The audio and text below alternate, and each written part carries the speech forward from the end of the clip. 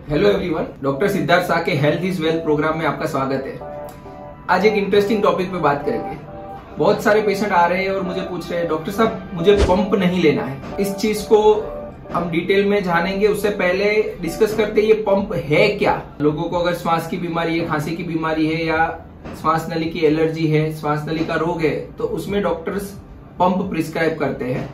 तो ये पंप है क्या? Pump is a different mode of delivery of drug. और कुछ नहीं, अगर आपको कोई दवाई लेनी है और अगर आप मुंह से ले रहे हो तो दैट इज दवाई जो मुंह से जा रही है।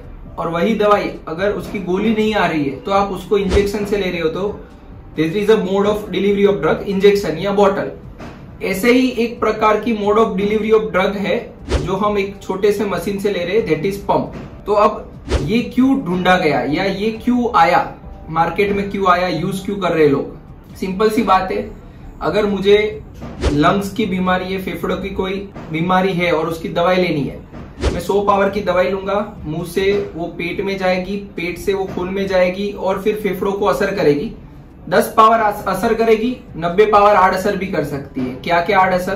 पेट में छाले करना या हड्डियां गल जाना या फिर और डायबिटीज, बीपी वगैरह। अगर यही दवाई मैं डायरेक्ट पंप से ले रहा हूं, या तो मोस्टली 100 पावर 100 मिलीग्राम की दवाई मुझे 100 माइक्रोग्राम लेनी पड़ रही है, और वो भी अगर मैं पंप से ले रहा हूं तो 90 पावर डायरेक्ट फेफड़ों में जाती है, असर करती है, और आड़ असर समझो 0, क्योंकि वो शरीर में जाती ही नहीं है। दूसरा, अगर शायद 5-10% मुंह में रह भी जाती है तो वो मैं पंप लेने के बाद तुरंत कुल्ले कर लूंगा, गार्गल्स कर लूंगा, तो मेरी आड़ असर 0।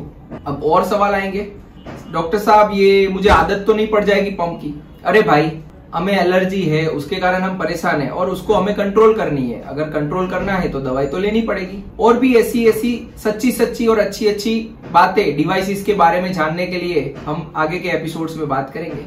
ऐसे ही हेल्थ के रिलेटेड टिप्स जानने के लिए हमारी चैनल को सब्सक्राइब करें।